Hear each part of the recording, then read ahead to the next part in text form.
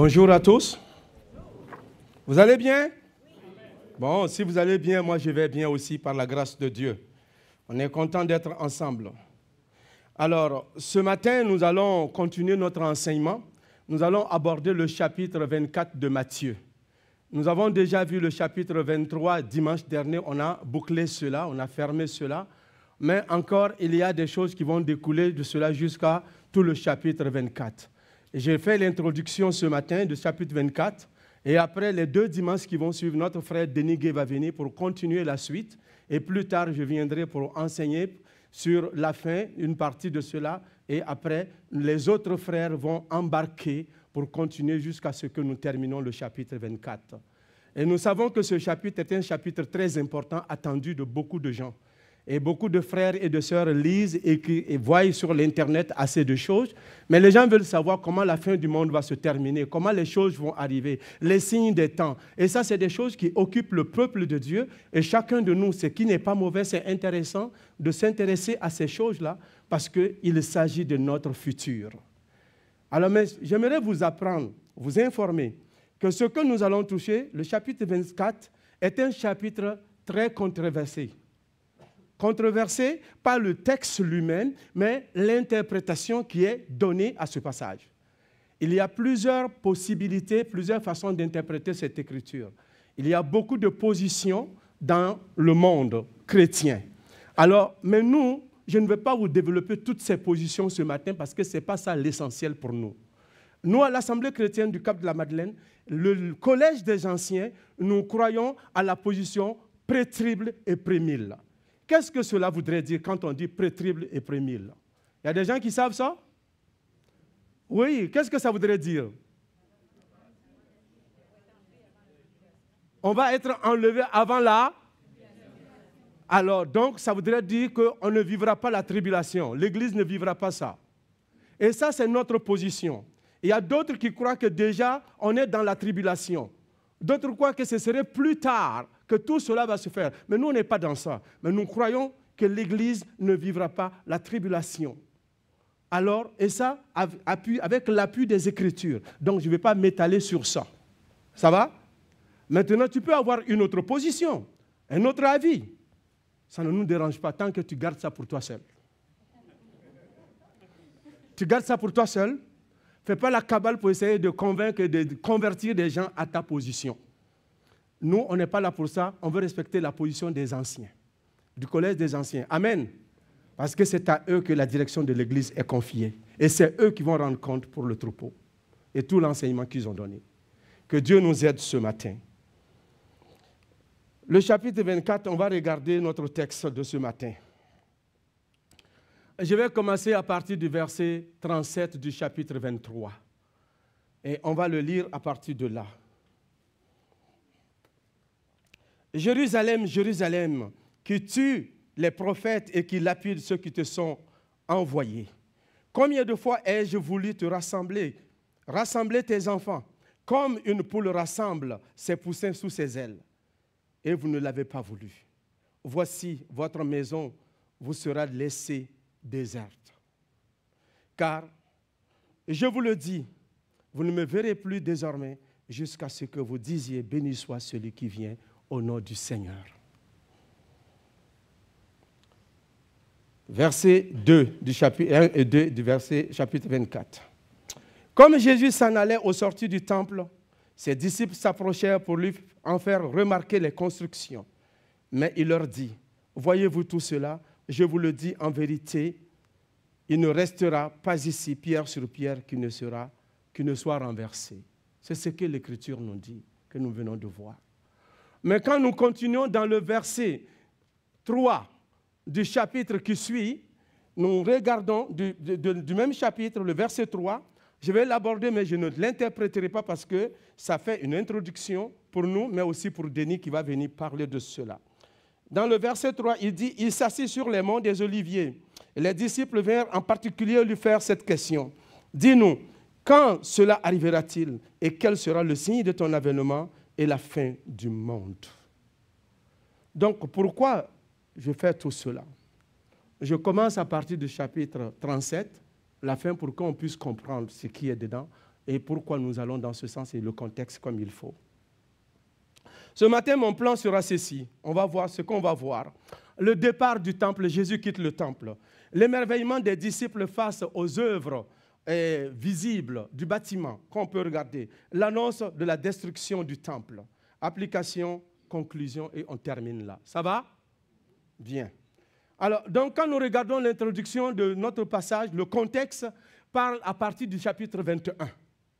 Depuis le chapitre 21, quand Jésus rentre dans le temple et qu'il commence à parler avec les disciples, il commence à parler avec les souverains sacrificateurs, avec les Hérodiens, on lui pose des questions sur sa personne et qui après va purifier le temple et tout cela, ça part de là.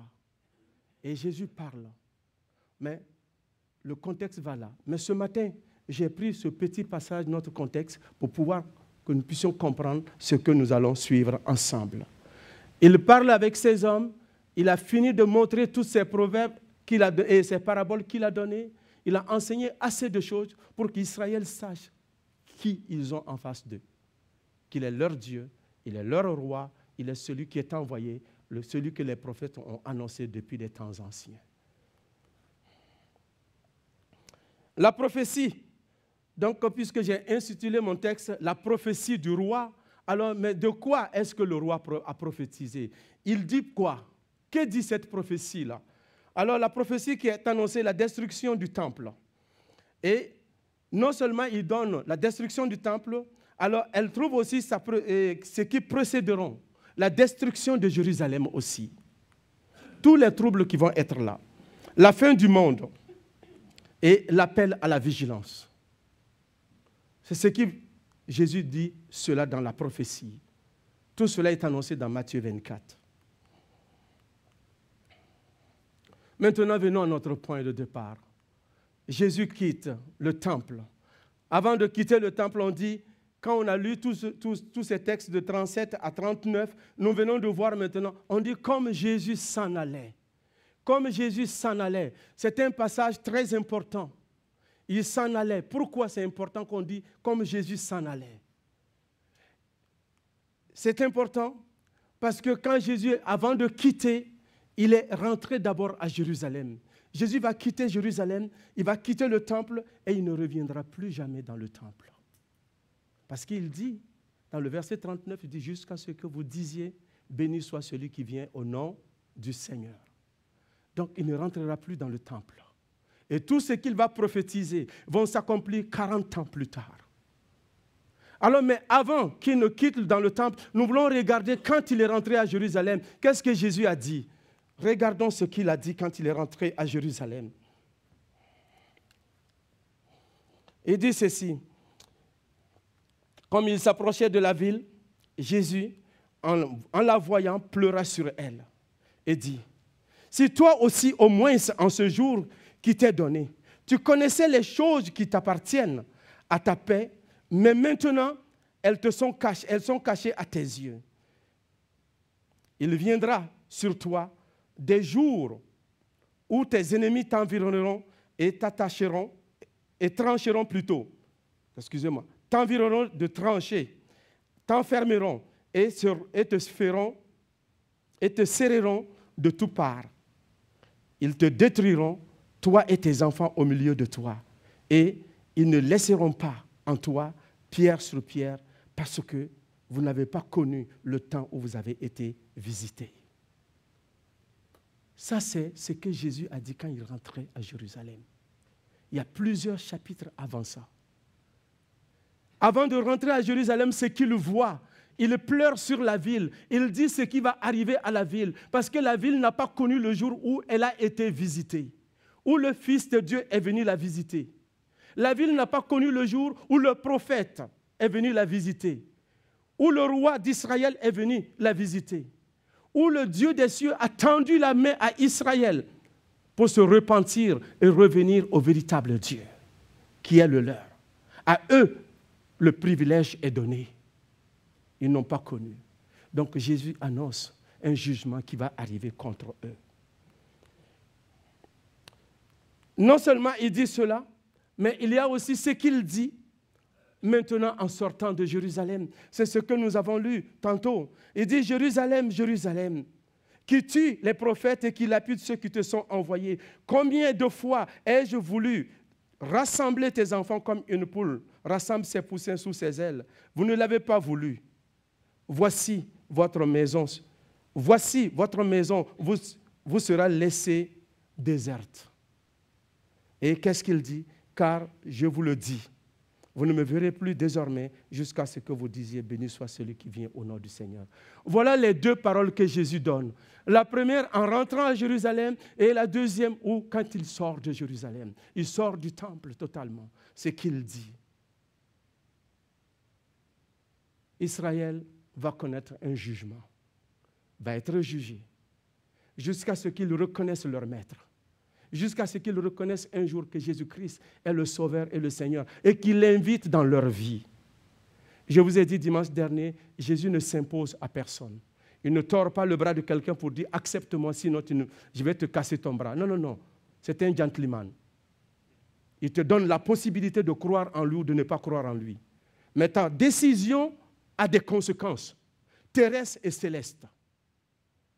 Chaque décision que nous prenons ici-bas a des conséquences, que nous le voulons ou non. Alors, Jésus dit à Israël, vous ne m'avez pas reconnu. Les conséquences sont là, qui vont vous troubler. Il dit, comme il s'en allait, au sortir du temple, qu'est-ce qui se passe? Qu'est-ce que le départ de Jésus du temple nous enseigne? Jésus sort du temple.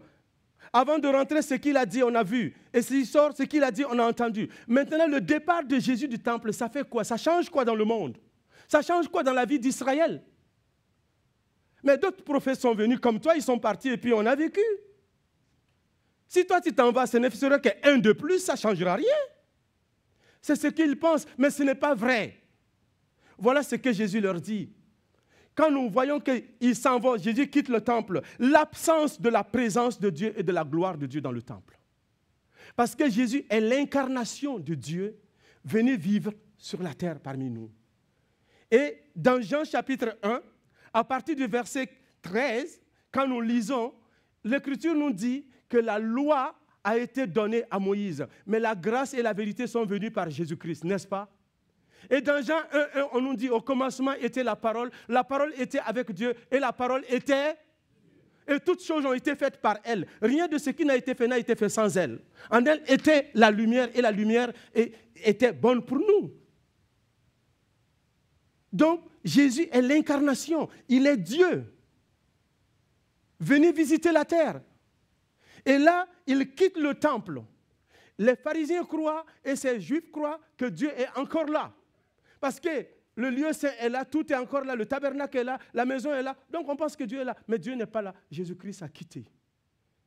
Dieu quitte la maison qu'il venait de défendre il y a quelques heures, où il a dit, vous avez fait de ma maison une caverne de voleurs. Et ma maison sera appelée une maison d'adoration. Mais il vient de quitter cette maison-là. Mais Ézéchiel avait prophétisé plusieurs années avant. Ézéchiel a dit de ceci, que la gloire de Dieu quitterait la maison de Dieu. Alors, il dit, la gloire de l'Éternel s'élèvera du milieu de la ville et elle se plaça sur la montagne qui est à l'orient de la ville. Et cette montagne qui est à l'orient de la ville, c'est le mont des Oliviers. Et c'est là qu'on voit, où on dit dans le chapitre 24, verset 3, on nous dit, il s'assit. On dit, il s'assit sur les monts des Oliviers. Jésus sort du temple. Il va s'asseoir sur le mont des Oliviers. Ses disciples viennent maintenant s'asseoir pour lui poser des questions. Parce que ce qu'il venait de révéler est très capital. Ce qu'il venait de leur dire est important. Ils vont dire, mais comment cela va se passer, ainsi de suite. Ils ont des questions. On va voir. Et dans Matthieu, il nous dit aussi, voici votre maison vous sera laissée déserte. Donc Jésus quitte, il va s'asseoir sur le mont des Oliviers. La gloire de Dieu a quitté. Beaucoup d'églises aujourd'hui, il n'y a plus Jésus-Christ là. C'est la structure, le bâtiment. Ils se réunissent par la tradition. Ils se réunissent par commodité. Ils se réunissent, ils sont devenus un club social. Mais Christ n'est plus là. Sa présence n'est plus parmi eux. Parce qu'ils l'ont jeté dehors, avec leur tradition, avec leur rythme, avec leur programme. Christ n'est plus là. Et puis ils chantent pour lui, mais il n'est pas là. Est-ce que l'Assemblée chrétienne du Cap de la Madeleine est comme ça ce matin? Est-ce que l'Assemblée est comme ça ce matin? Alors Christ doit être parmi nous. Si Christ n'est pas parmi nous, notre adoration n'a pas de valeur. Si Christ n'est pas parmi nous, nous sommes en train de perdre notre temps. Si Christ ne se met pas parmi nous, nous sommes en train de chanter pour nous-mêmes. Nous sommes en train de chercher à s'élever nous-mêmes. Nous sommes en train de se faire plaisir à nous-mêmes, pas à Dieu. Parce que notre adoration est premièrement dirigée vers le roi des rois, le Seigneur des seigneurs, celui qui a créé les cieux et la terre et qui mérite adoration et louange. Alors si tu viens dimanche matin et qu'après la louange ou après l'adoration, « Oh, c'était même pas bon, je n'ai rien senti, moi, ça ne m'a pas touché. » Vraiment, Non, on n'est pas là pour que toi, tu te sentes bien. On est là pour que Dieu soit loué d'abord. Tu ne viens pas pour que toi, tu sois bien. Tu viens pour adorer Dieu et au travers de ça, Dieu te bénit. Déjà, il t'a béni en te donnant la vie éternelle, en faisant de toi son enfant, en faisant de toi sa fille, en faisant de toi le peuple de Dieu, en te donnant un nouveau nom et en faisant de toi co-héritier et héritier de Dieu, co-héritier de Jésus-Christ. Qu'est-ce que tu demandes de plus? Qu'est-ce que nous devons demander de plus? Ce n'est pas suffisant ça? Alors souvent, quand nous venons dans l'adoration, on tire l'adoration vers nous-mêmes. On parle tellement de nous-mêmes que de parler de Dieu lui-même. Notre adoration doit s'orienter vers Dieu. Si Christ n'est pas dans l'Église, si Christ n'est pas parmi nous, nous travaillons en vain. Dans Apocalypse, nous connaissons, Apocalypse 20, nous disons, qu'est-ce que l'Écriture nous dit? Voici, je me tiens à la porte et je frappe. Si quelqu'un ouvre la porte, j'entrerai, je souperai avec lui et lui avec moi. N'est-ce pas? L'Église, dans l'Apocalypse, comment se fait-il que le maître qui devait être à l'intérieur de l'église n'était plus à l'église, il était dehors, devant la porte et puis il frappe. J'espère que le Seigneur n'est pas en train de frapper à la porte du Cap de la Madeleine ce matin. Il faut qu'il soit dedans. Amen. Il faut qu'il soit dedans. La prophétie, quand nous regardons, nous avons vu le départ de Jésus-Christ. Et ce départ de Jésus-Christ nous a montré que si Dieu n'est pas parmi nous, c'est bon. Si Dieu n'est pas en Israël, c'est dangereux. Ce n'est pas bon. Israël n'a pas sa raison d'être. Et maintenant, on va regarder l'émerveillement des disciples. Ils sont émerveillés. Le verset 24, chapitre 24, verset 1 toujours, B, parce que je l'ai divisé A et B. Il dit, au sortir du temple, ses disciples s'approchèrent pour lui faire remarquer la construction, ou les constructions dans d'autres versions, ici c'est les constructions aussi. Les disciples, au sortir du temple, les disciples sont émerveillés. Et d'autres versions donnent aussi ceci, quand nous regardons dans la version Parole vivante. Il dit ensuite, des gens parlent du temple et disent, il est magnifique avec ses belles pierres et les objets offerts à Dieu. Ah, ces objets qui ont été offerts à Dieu. C'est joli le temple. Le temple est beau. Mais ce temple-là, il s'agissait de quel temple? Vous savez, le temple de Salomon a été détruit. Zorobabel est venu rebâtir le temple avec une première vague. Et quand Zorobabel est parti, le temple de Zorobabel a été détruit aussi. Et là, Hérode a offert un nouveau temple au peuple de Dieu. Et ce temple-là, ils étaient en train de construire et de travailler dessus. Et ça a pris 46 ans pour bâtir un temple. Et quand Jésus était là, le temple n'était pas terminé. Parce que le temple va finir, ils vont l'inaugurer en 60 et en 70, le temple va être détruit. Détruit totalement. Alors, il regardait les pierres, il regardait la beauté. Et on nous disait, selon les historiens, que les pierres étaient grandes, la façade de 12 pieds et quelques, et de 3 mètres de profondeur. Une pierre seulement, pas l'ensemble, une seule pierre, et qui pesait des tonnes. Et c'était fait de marbre, et avec de belles beautés dedans. Et il y avait de l'or qui avait été mis dans cela pour décorer le bâtiment.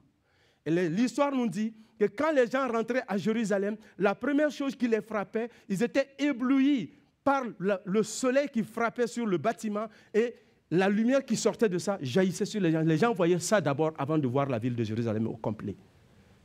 C'était tellement beau, joli. Alors les disciples disent, mais Seigneur, as-tu vu ça, comment c'est merveilleux?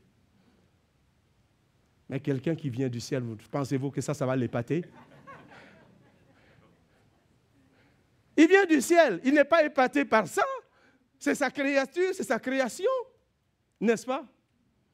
C'est comme quand je suis arrivé ici nouvellement, j'ai un frère qui m'a invité à aller au Centre Bell pour aller regarder un match des Canadiens. Lui, il voulait m'épater. Il dit, il y a 20 000 places, 20 000 personnes qui sont assises dans un stade. Bon, moi, je m'en vais avec lui, on regarde. J'ai aimé, mais ce jour, mon équipe a perdu. Les Canadiens, je n'étais pas content. Mais il me dit, puis, comment tu as trouvé ça? C'était merveilleux, non? Tu as vu le monde? As-tu déjà vu du monde comme ça? Je dis, je ne vais pas te décourager, mais en Afrique, nos stades, le plus petit stade en Afrique de soccer, c'est 45 000 places assises. Et le plus grand, c'est 120 000 places assises. Alors donc, tu ne vas pas m'épater avec 20 000. Vous comprenez? Donc, Jésus n'est pas épaté par la grosseur des pierres qui sont là. Mais les disciples voulaient l'émerveiller. Mais lui n'est pas émerveillé. Les disciples avaient une vision du bâtiment, mais Jésus avait une autre perception de ce bâtiment. C'est que lui, il voyait, il ne restera rien ici. Ce que vous dites que c'est beau là, ce n'est pas permanent. Ça va finir, ça va être rasé, ça va être détruit. C'est ça qu'il est en train de leur dire. Marc dit la même chose aussi. Alors dans le verset 2, Jésus annonce la destruction du temple. Malgré que c'est joli, il ne dit pas la beauté, mais il parle que ce temple-là n'est pas permanent. Il dit, mais il leur dit, voyez-vous tout cela, je vous le dis en vérité, il ne restera pas ici pierre sur pierre qui ne soit renversée.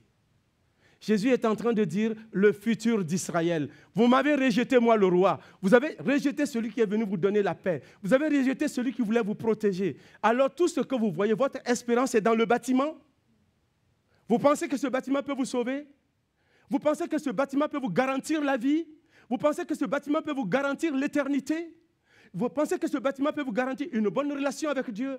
Non, ce bâtiment sera rasé totalement. Il ne restera pas pierre sur pierre. Et ça, Jésus, en disant cela, il est en train d'effondrer. Il a dit quelque chose qui a effondré les disciples. C'est pourquoi il vient lui poser, mais comment cela va se passer? Quand cela arrivera-t-il? C'est important, parce que pour eux, le temple est important. Pour Israël, le temple n'est pas n'importe quoi. Mais avant cela, Jérémie avait aussi dit que le temple sera détruit. Et Jésus dit cela. Jérémie avait annoncé que le temple sera détruit. Ça avait été prophétisé. Et Dieu dit que Zorobabel va venir et Nebuchadnezzar va venir prendre depuis Babylone. Il va venir prendre le pays. Ils vont détruire, ils vont raser. Les habitants seront détruits et tout le monde va souffrir. Et c'est ce qu'il annonce dans ce texte que nous venons de voir.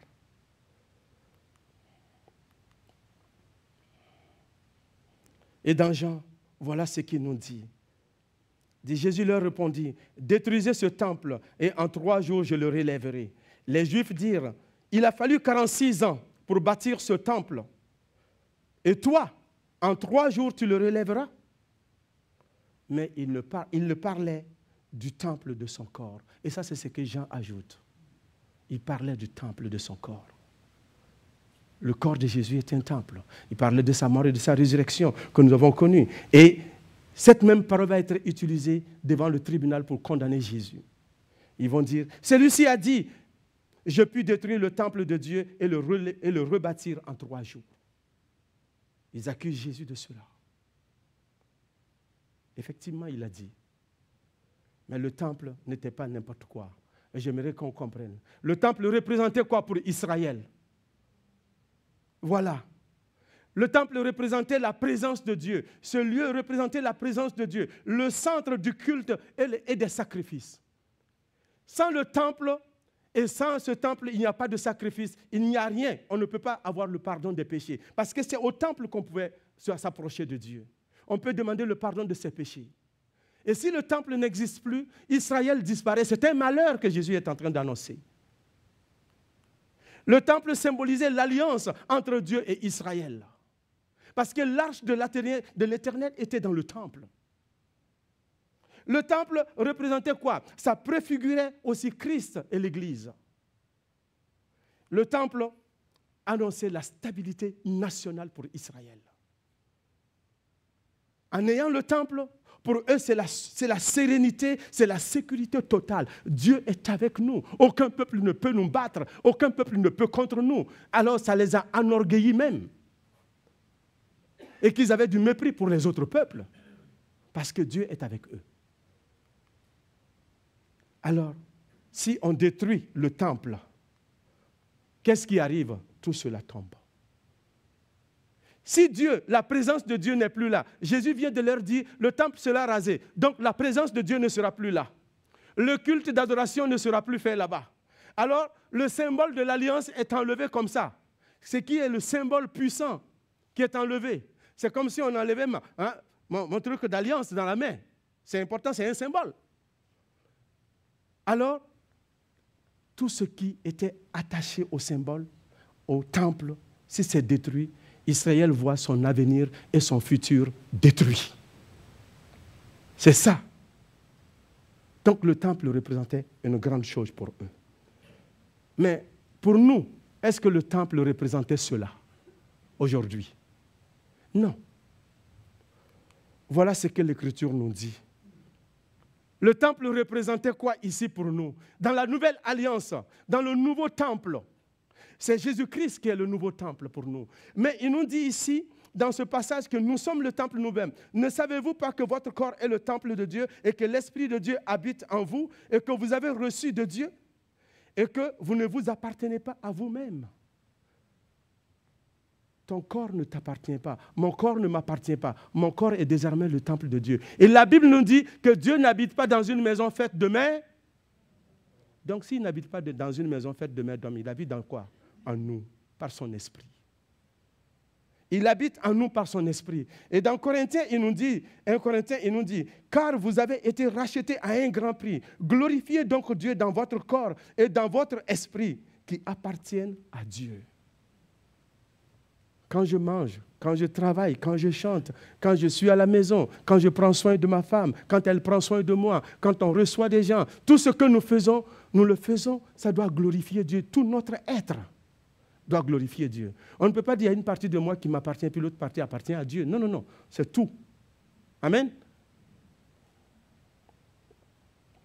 Et Jésus nous dit, l'heure vient, dans Jean 4. L'heure vient et elle est déjà venue, où les vrais adorateurs adoreront le Père en esprit et avec vérité. Car ce sont là les adorateurs que le Père demande. Dieu est esprit et il faut que ceux qui l'adorent, l'adorent en esprit et avec vérité. Maintenant, le temple est rasé. La destinée d'Israël est détruite selon eux. Mais Dieu est là pareil pour nous. Parce que Dieu est esprit. Nous, en tant que chrétiens, nous l'adorons en esprit avec vérité. Nous n'avons pas besoin de nous déplacer pour aller à Jérusalem pour aller chercher Dieu. Les musulmans, pour avoir Dieu, il faut qu'ils partent à la Mecque une fois par année. Ils disent ceux qui ont les moyens. Mais nous, en tant que chrétiens, on n'a pas besoin de se déplacer pour aller à Jérusalem, pour aller adorer, pour que nos péchés soient pardonnés. N'est-ce pas? Et quand nous prions à l'Assemblée chrétienne du Cap ce matin et que nous sommes sincères, si nous confessons nos péchés, et il est fidèle et juste pour nous faire quoi? Pour nous pardonner. Est-ce qu'il a dit qu'il faut que tu arrives à Jérusalem pour que tu sois pardonné? Non. Dieu est avec nous. Il est esprit, il est partout. Donc le temple pour nous ne sert plus à rien. Le véritable temple maintenant, c'est Jésus-Christ lui-même. C'est Christ le temple par excellence.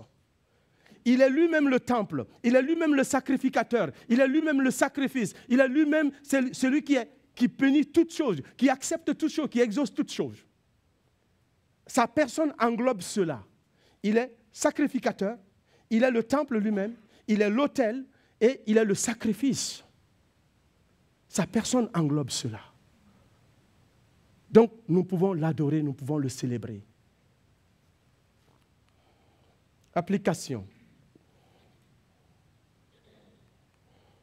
J'ai écrit ceci. Qu'est-ce que la prophétie de Jésus sur la destruction du temple nous enseigne? Elle nous enseigne premièrement ceci, à la vigilance spirituelle. Elle nous enseigne à la vigilance spirituelle. Soyons vigilants dans notre vie de prière et de la lecture de la Bible, recherchant constamment la direction de Dieu. Elle nous enseigne aussi à fixer nos regards, non sur ce qui est visible et temporaire, mais sur ce qui est éternel.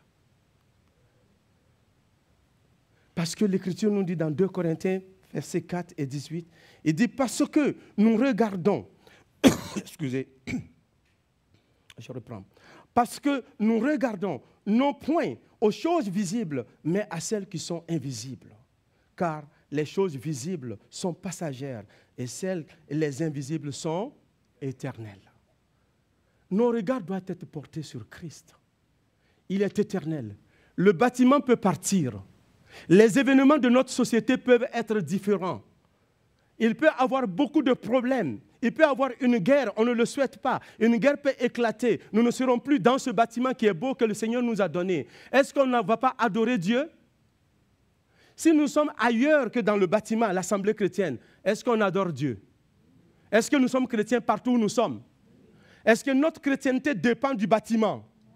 Notre spiritualité ne dépend pas du bâtiment. Le bâtiment est un outil que Dieu nous donne, que nous pouvons utiliser pour adorer Dieu. Mais le bâtiment ne doit pas devenir l'objet de notre adoration. Le bâtiment ne doit pas définir notre spiritualité.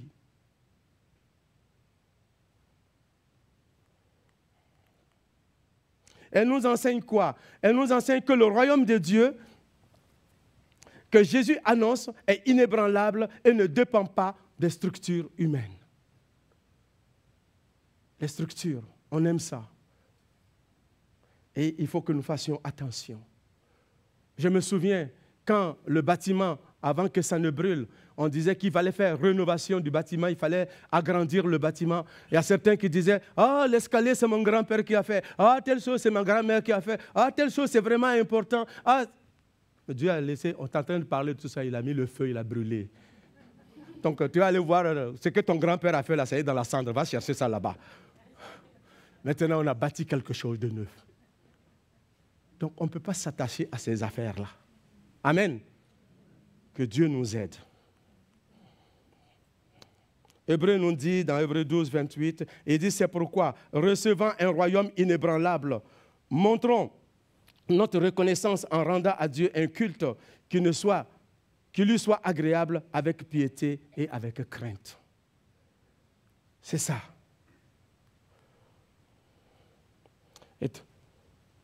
Elle nous enseigne aussi à réévaluer nos priorités et à aligner nos vies avec les valeurs éternelles du royaume. C'est ce qu'elle nous enseigne, la destruction du temple et tout cela. Et qu'est-ce qu'elle fait d'autre? Elle nous enseigne à vivre avec les perspectives éternelles qui nous aident à garder notre foi intacte face au bouleversement de la vie.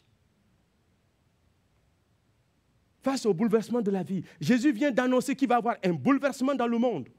Israël, le temple sera détruit. Jérusalem sera détruit. Mais votre foi va être comment?